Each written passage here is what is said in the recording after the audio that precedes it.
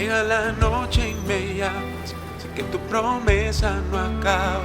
Eres el camino, la vida y verdad, con solo una palabra me sanarás. Sé que con fe se mueven montañas entre mi vida y mi casa. Por medio de tu amor sé que puedo vencer, todo es posible si puedes creer. Fiel y firme aquí estoy, he venido a escuchar tu voz. Fiel y firme aquí estoy, fiel y firme aquí estoy, fiel y firme aquí estoy, he venido a escuchar tu voz. Fiel y firme aquí estoy, Fiel y firme, fiel y firme aquí estoy, he venido a escuchar tu voz. Fiel y firme aquí estoy, Firme. fiel y firme aquí estoy, fiel y firme aquí estoy, he venido a escuchar tu voz. Fiel y firme aquí estoy.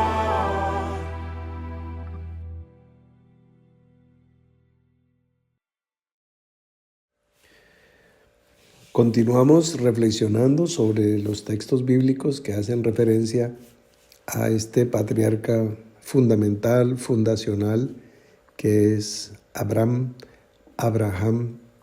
este inmigrante, este forastero que se introduce suavemente en la tierra de Canaán y bueno, pues empieza esta tremenda epopeya, esta tremenda historia que encontramos relatada en los textos antiguos con una cantidad de historias, algunas dramáticas, otras épicas, otras impresionantemente sangrientas, otras románticas, otras emocionantes, bueno, en fin, diferentes clases de relatos escritos por diferentes clases de autores, en diferentes estilos literarios, en distintos lugares y en muy distintas épocas y culturas. A nosotros nos llega como un solo compendio y tratamos de leerlas o de interpretarlas con un solo lente y particularmente desde la ribera de nuestra fe en Jesucristo como modelo, como Señor, como Salvador, como Redentor, como el prototipo de la perfección, el Hijo de Dios, el camino, etc.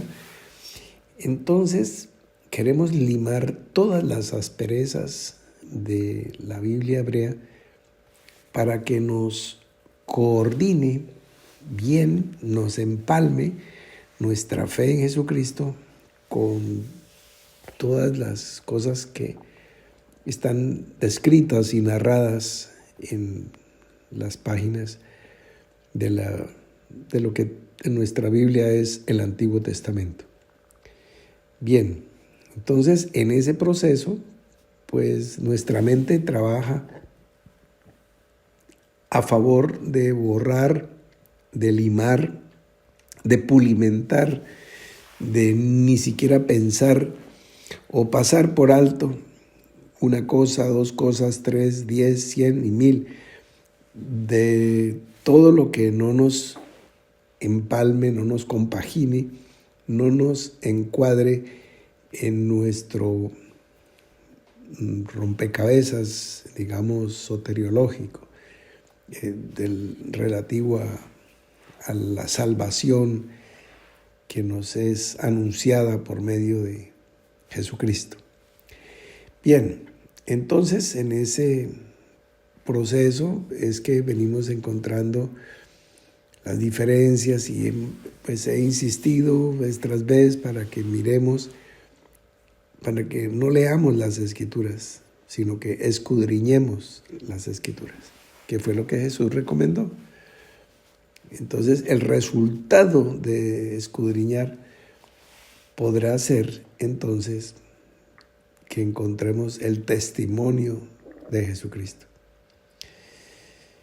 Eso es parte del propósito, de la meta, no a priori, sino que nos iremos hallando con resultados satisfactorios, sobre todo en el proceso de demolición de religiosidad conceptual, de religiosidad verbal, de religiosidad mental. Tenemos pues un Dios hecho a imagen y semejanza del hombre.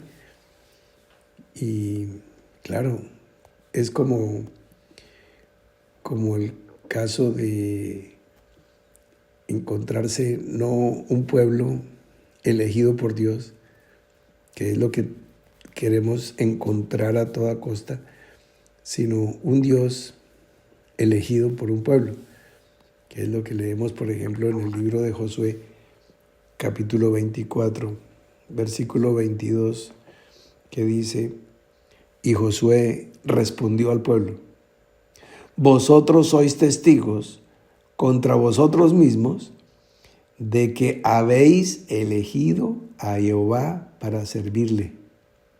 Y ellos respondieron: testigos somos. Entonces, ahí figura que Jehová fue el Dios elegido por este pueblo que nosotros conocemos como Israel. Ya también estudiaremos eso en su momento. Seguimos hablando así. Seguimos usando nuestras Biblias tradicionales, Reina Valera 60, así como está, tal cual vamos leyendo. A partir de ahí no tenemos que comprar materiales, no, sino prestar atención, que eso es mejor que la grosura de los carneros. Y entonces encontramos muy diferente a la palabra, por ejemplo, que nos dice el Señor Jesús cuando dice: no me elegisteis vosotros a mí, sino que yo os elegí a vosotros. Está en el capítulo 15 del Evangelio de Juan. Yo os elegí a vosotros.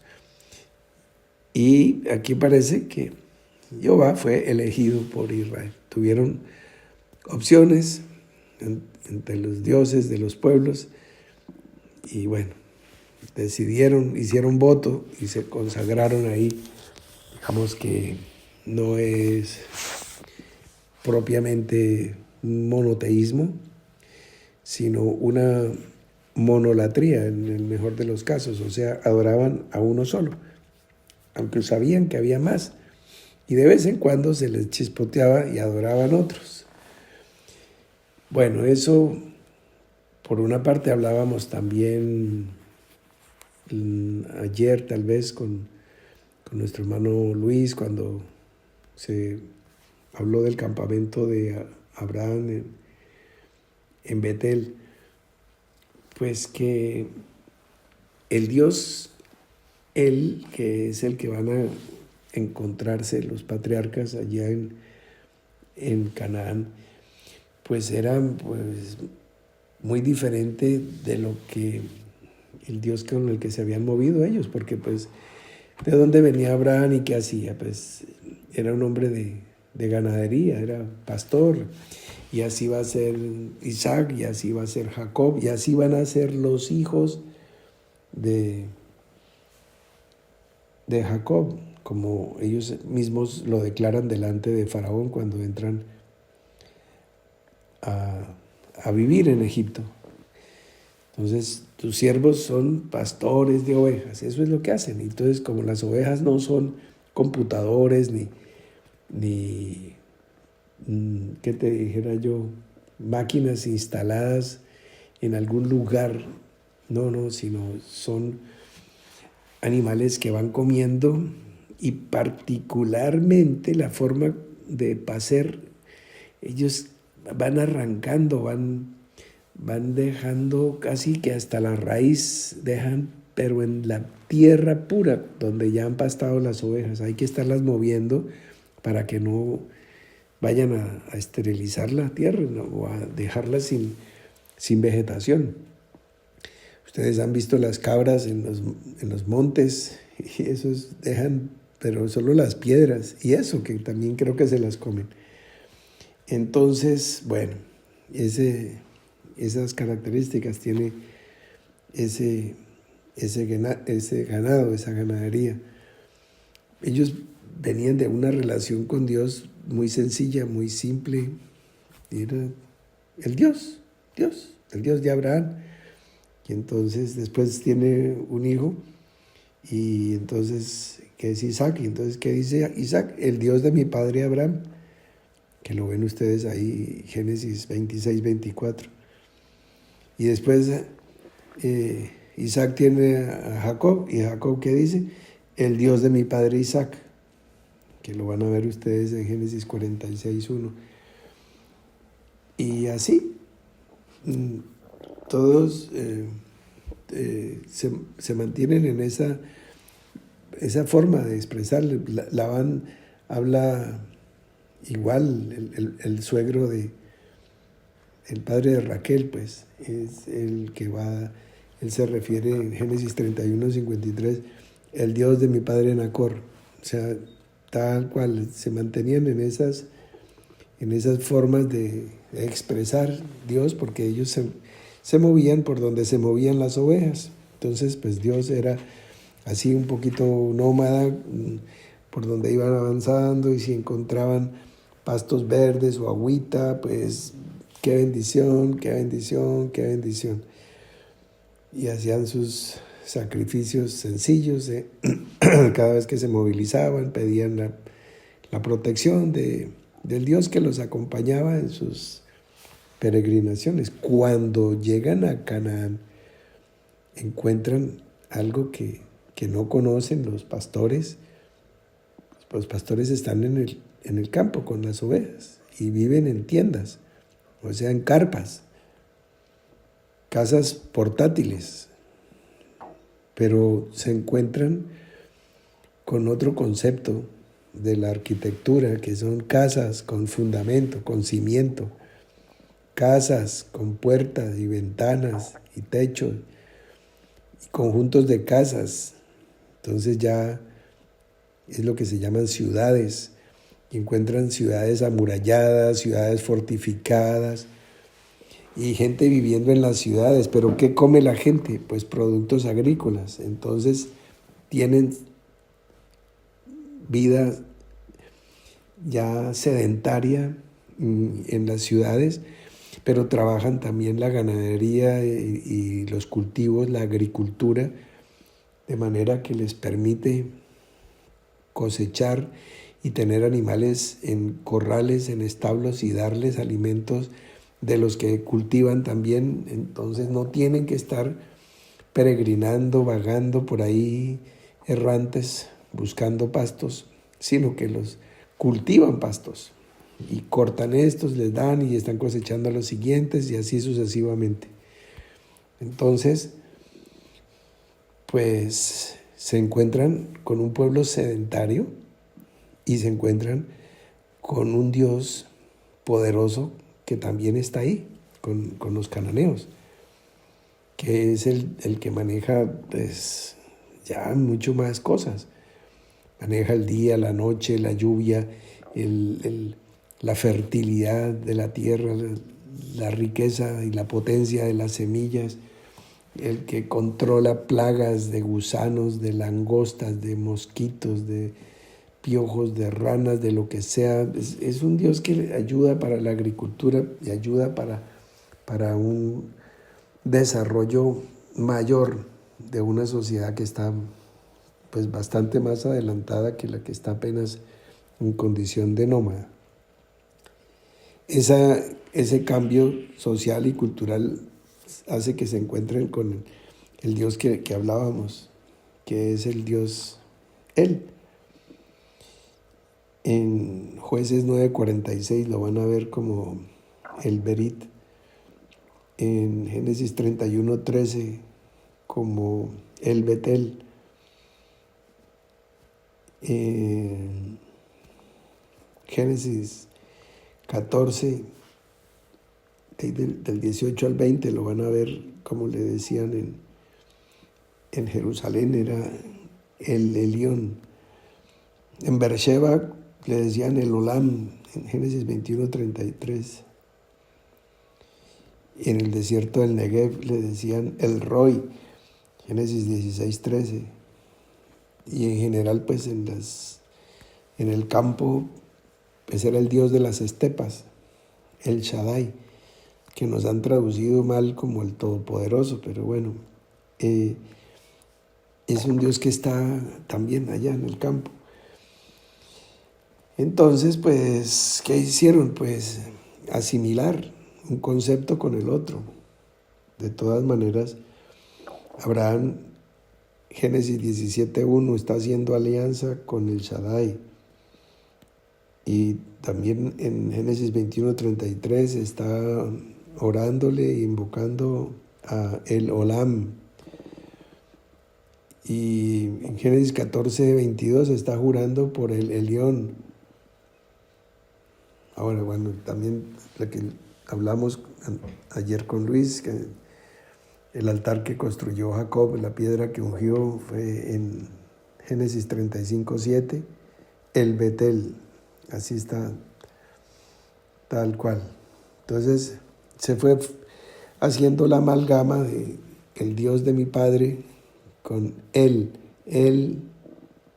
Dios de mi padre. Dios de mi padre Abraham, el Dios de Abraham, de Isaac, de Jacob.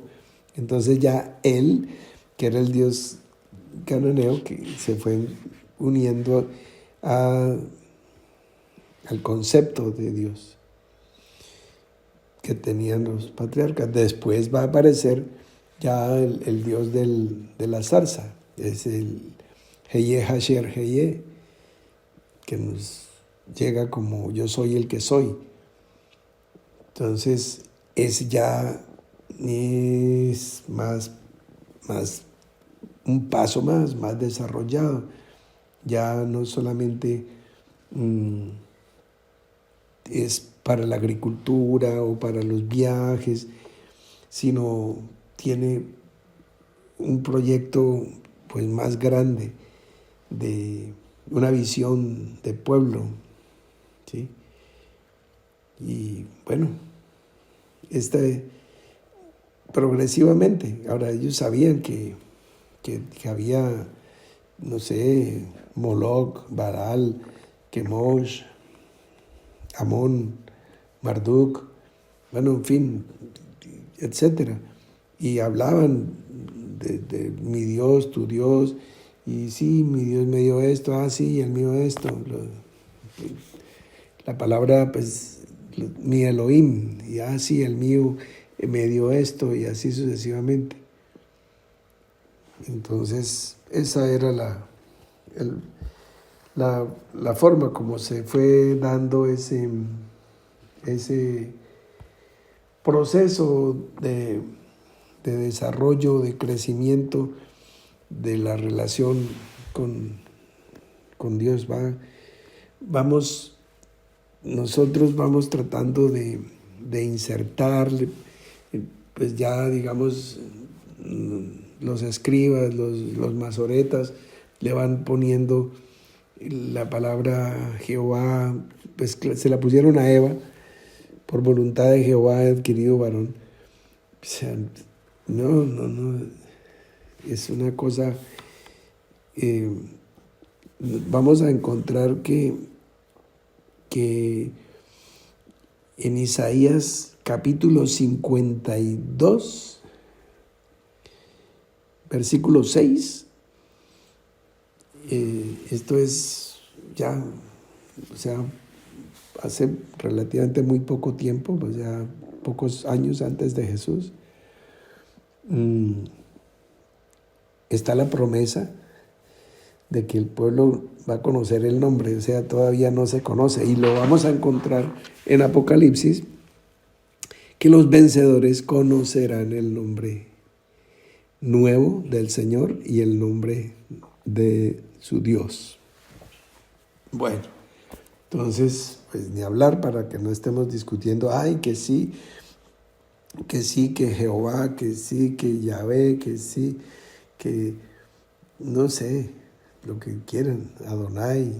Se puede para leer, para hablar, para traducir, para explicar. Entonces nosotros decimos, sí, claro, el texto de cuando Dios le dijo a Abraham, sal de tu tierra y de tu parentela, el famoso Lej Lejá. Entonces podemos decir, Vayomer Adonai el Abraham Lej Lejá. O sea, Dios le dijo a Abraham, sal de tu Eretz, de tu tierra. Bueno, en fin. Pero la enseñanza, como le gusta a nuestro hermano Humberto Mogollón, es que se trata no solamente de salir de Ur de los Caldeos o salir de la carpa para poder mirar las estrellas, sino es el salir de la condición, ¿no? De las tinieblas a la luz, de la muerte a la vida, según lo que estemos leyendo, de Egipto a Canaán. Hay que salir de Egipto, ¿ves? Entonces hay que salir pues, del territorio, de la casa paterna, de cualquier cosa que signifique autoridad sobre la pasada manera de vivir, lo que sea. Tiene autoridad sobre tu vida un vicio, un mal hábito. Entonces hay que salir de ahí, salir de esa condición, de esa casa de servidumbre. Ahora, recordarás que hace años he enseñado que siempre que nosotros salimos de algo, estamos entrando a algo. En el momento en que tú sales de la casa, estás entrando a la calle. Y si sales de la calle, entras a tu casa, o entraste a un centro comercial. Entonces, ¿qué significa eso? Pues que saliste de tu calle. O sea, adentro afuera es algo así permanentemente. Entonces, se trata de salir de una pasada manera de vivir para entrar en vida nueva. Esto pues para que Humberto debe estar diciendo en este momento, amén. Y es que es así, lo que él dice también es así, sino que yo insisto en que mantengamos el tren de aterrizaje rodando sobre la pista de los textos bíblicos. Entonces, por ejemplo, Abraham había hecho riqueza como pastor de ganados en regiones, en territorios que estaban irrigados, primero pues de donde salió, pues por los grandes ríos, el Tigris, el Éufrates, y bueno, pues salir de ahí pues implicaba alejarse del Tigris y del Éufrates, y pues bueno, y si va uno a terminar en el Negev, que es desierto, ahí sí es cosa seria. Entonces, bueno, va poco a poco, sale y llega a Harán, y bueno, en el capítulo 12, versículo 5 ya llega a Canaán, y en el versículo 6 está en Siquem, y en el versículo 8 está entre Betel y Jai, que era lo que nos citaba el hermano Luis. Ahí llega a Egipto, bueno, Negev, Egipto, y otra vez, bueno, detengámonos un poquito ahí. Tuvo que buscar las riberas del río Nilo en Egipto porque hubo hambre en la tierra. Entonces ya no está Tigris y Éufrates, entonces riberas del Nilo. ¿Dónde había hambre en la tierra? Pues en la tierra de Canaán, que lo dice el versículo 10 del capítulo 12. Entonces sucedió lo que sucedió, que ya lo miramos, de Sara con el faraón, y bueno, de ahí salió riquísimo, dice la Escritura, capítulo 13, versículo 2, y entonces vuelve por el mismo camino al lugar donde él había estado antes, o sea, él llegó a Egipto por Negev, entonces sale de Egipto por Negev, y vuelve a estar entre Betel y Jai. O sea, igual, antes de ir a la zona filistea, etcétera, etcétera. Y ahí es donde viene pues lo que, bueno, a propósito, también se nos presentó ayer en el caso de Abimelech. Entonces, nuestro hermano Eric leyó alguna pregunta o comentario de Lida María Zambrano y parecía que preguntara si Sara era de tan avanzada edad, pero no, la pregunta no era esa. Ella pues conoce el libro de Génesis y lo ha estudiado, y no solamente lo ha estudiado, sino que también lo enseña, porque ella tiene grupos en los cuales está ejerciendo el magisterio, conduciendo, enseñando, y pues ella conocía esta parte. La pregunta era, y pues la soltamos también para que tu mente tome vuelo ahí, si quizás, así como en aquellos tiempos se vivía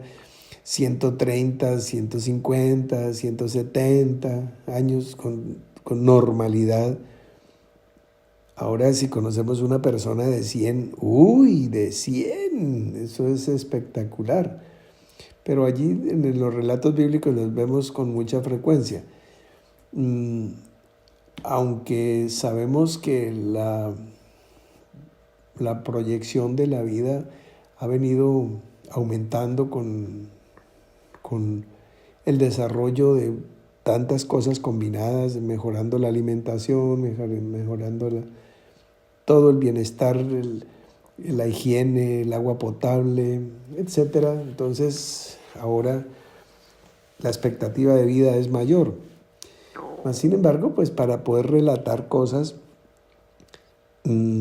se daban longevidades extraordinarias para poder resaltar vidas o para poder cerrar mensajes de tal o cual manera. Si fueran textuales, vamos a suponer que sí lo fuesen. De todas maneras, pues la pregunta era si quizás el desgaste de una mujer de 70, 80, 90 años, de pronto estuviese pues como tener un automóvil de modelo antiguo, pero muy bien cuidado, tenerlo nuevecito. Entonces, si quizás Sara estaría hermosa, saludable, entera. Pero aquí tengo mi Biblia de papel que me dice que a ver, aquí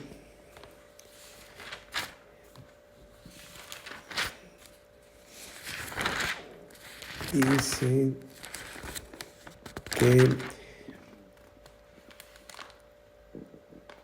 aquí está Sara. Y Abraham y Sara eran viejos, de edad avanzada, y a Sara le habían cesado ya la costumbre de las mujeres. Y se rió Sara diciendo: después que he envejecido, ¿tendré deleite siendo también mi señor ya viejo? Sí, entonces, ¿será cierto que he de dar a luz siendo ya vieja? O sea, es mucha insistencia en eso, ¿no? Y estoy leyendo el capítulo 18. Después viene lo de Sodoma y Gomorra, el 19, y en el 20 se van para Gerar, y allá esa viejita que está a punto de quedar encinta duerme con Abimelech. Entonces, por eso pensábamos e insistíamos ahí en esa línea, que pues si ella se ve vieja y se declara vieja, y el apóstol Pablo nos dice que Abraham estaba ya casi muerto a los 100 años, cosa que no, pues el casi le duró una buena temporada, pero 75 años más. Pero bueno, la teoría es bien interesante y está bien fundamentada. Sí, quizá estos patriarcas longevos podrían vivir largos años y en condiciones muy saludables. Esa era la pregunta. Entonces, bueno, ya se aclaró, Ya la presentamos a todos para que también todos pensemos todas las cosas. En fin, bueno, vamos a parar ahí. Creo que estamos relativamente cerca de terminar las reflexiones sobre Abraham, no terminarlas exhaustivamente, ¿no? Sino una primera pasadita para no fatigar. Entonces miraremos los otros patriarcas, Isaac, Jacob, y después vamos a otra fuente, a otro pozo, a beber, y así sucesivamente. Siempre verdes pastos. Mis amigos, creo que hacemos un alto merecido para no fatigarles. Un abrazo inmenso para toda la gran familia Nueva Iglesia. Los invito a poner atención, a escudriñar, a mirar por ti mismo los textos que se van citando. Un abrazo inmenso, una feliz noche, un descanso reponedor, y mañana nos reencontramos.